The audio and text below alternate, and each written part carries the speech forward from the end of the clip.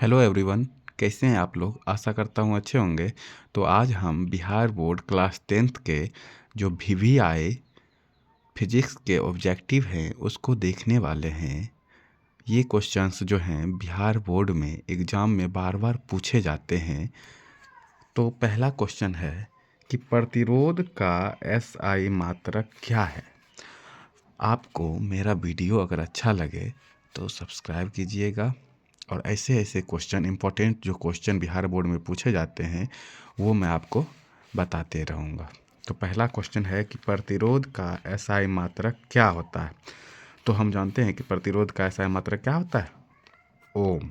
Option क्या दिया है, जूल, वोल्ट, ओम, एम्पियर। तो क्या हो जाएगा हमारा, ओम। प्रतिरोध का SI मात्रक ओम होता है। दूसरा क्वेश्चन है कि स्पेक्ट्रम प्राप्त करने के लिए किसका उपयोग होता है।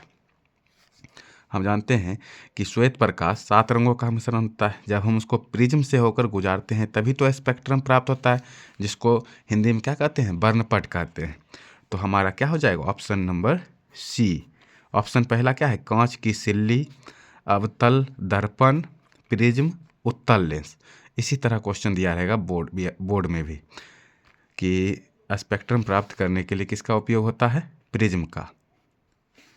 तीसरा क्वेश्चन है कि परिपथ में विद्युत धारा की माप किससे की जाती है। तो वोल्ट मीटर, एमीटर, गैल्वेनोमीटर, इनमें से कोई नहीं।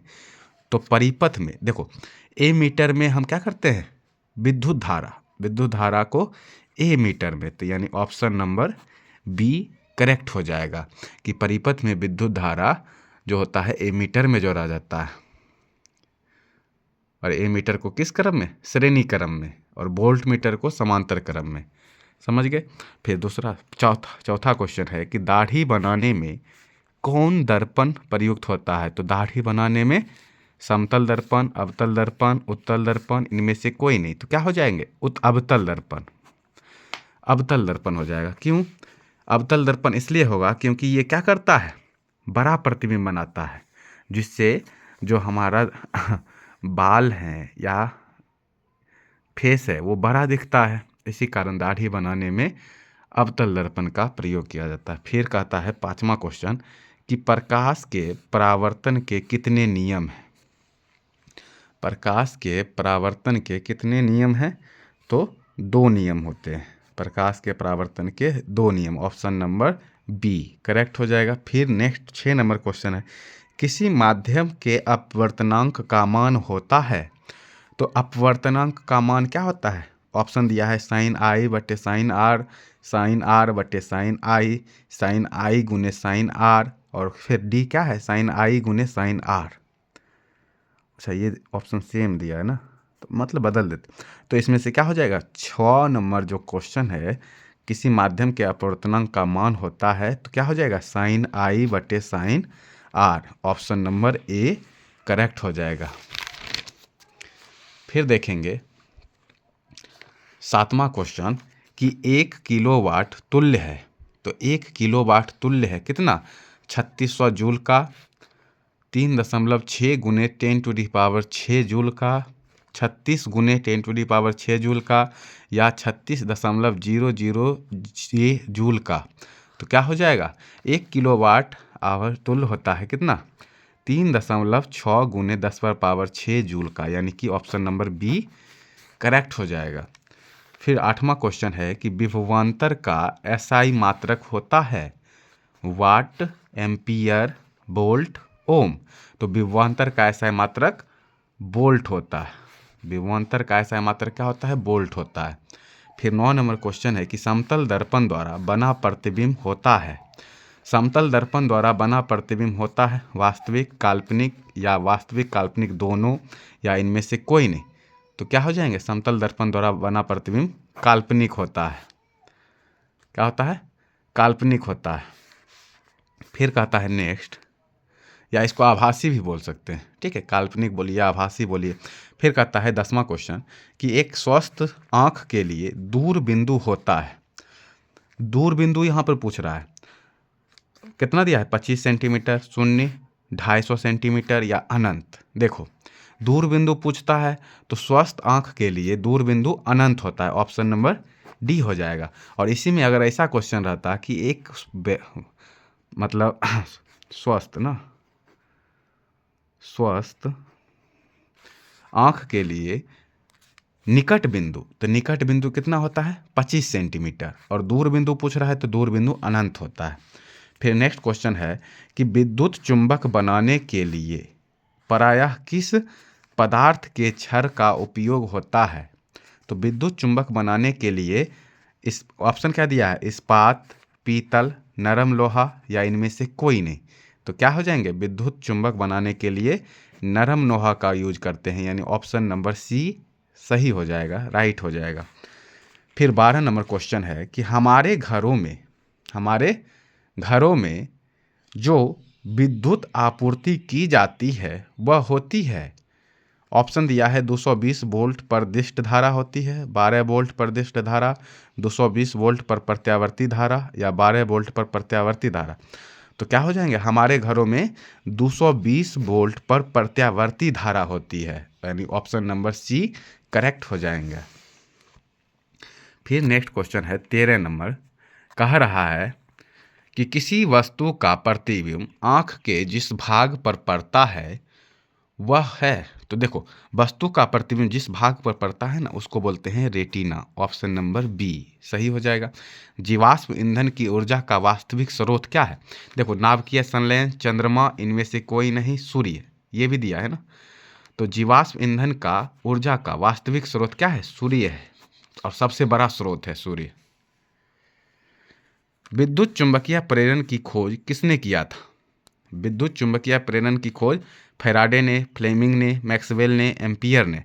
तो फैराडे ने, माइकल फैराडे, ठीक है, फैराडे ने किया था, ऐसा भी रहेगा, या माइकल फैराडे, नाम उसी का माइकल नाम था, माइकल फैराडे।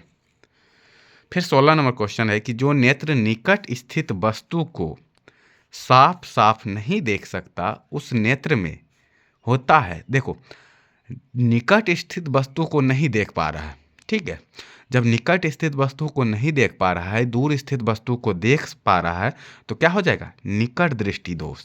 और जब निकट की वस्तु को देख पा रहा है और दूर की वस्तु को नहीं देख पा रहा है, ठीक है, और यहाँ क्या करें, निकट की स्थित वस्तु को साफ साफ नहीं देख पा रहा है, तो निकट दृष्टि दोष। और दूर की वस्तु को अगर जब एक बात हमेशा याद रखिएगा कि जो दिखता है वही दोष होता है, ठीक है। यहाँ पे देखो निकट स्थित वस्तु को साफ नहीं देख पा रहा है, जब निकट स्थित वस्तु को साफ नहीं देख पा रहा है तो ये हो जाएगा हमारा निकट दृष्टि दोष। जो दिखता है वही दोष होता है, यानी निकट की वस्तु दिखेगा तो निकट दृष्टि दोष होगा, और जब दूर की वस्तु दिखेगा तो दूर दृष्टि दोष। तो इसमें क्या कर रहा है, निकट की वस्तु नहीं दिख रहा है, दूर की वस्तु दिख रहा है, तो अब हो जाएगा सॉरी, ये दूर दृष्टि दोष हो जाएगा, ऑप्शन नंबर ए। अगर इसी में कहता कि निकट की वस्तु नहीं मतलब दिख रहा है और दूर की वस्तु नहीं दिख रहा है, तब ये होता क्या, निकट दृष्टि दोष, ठीक है। बस ये याद रखना है कि जो दिखता है वही दोष होता है। फिर क्वेश्चन है कि विद्युत धारा उत्पन्न करने की युक्ति को क्या कहते हैं, तो विद्युत जनित्र कहते हैं, यानी ऑप्शन नंबर ए सही हो जाएगा। फिर कहता है 18 नंबर क्वेश्चन कि जीव द्रव्यमान ऊर्जा स्रोत का उदाहरण है, निम्नलिखित में से कौन नहीं, उदाहरण निम्नलिखित में से कौन नहीं है, जीव द्रव्यमान ऊर्जा स्रोत का उदाहरण निम्नलिखित में से कौन नहीं है। ऑप्शन दिया है पेट्रोलियम, बायोगैस, नाभिकीय ऊर्जा, कोयला। तो क्या हो जाएगा, ऑप्शन नंबर सी नाभिकीय ऊर्जा। फिर नेक्स्ट क्वेश्चन कह रहा है 19 नंबर क्वेश्चन कि जब किसी चालक तार से विद्युत धारा प्रवाहित होती है तो गतिशील कण होते हैं।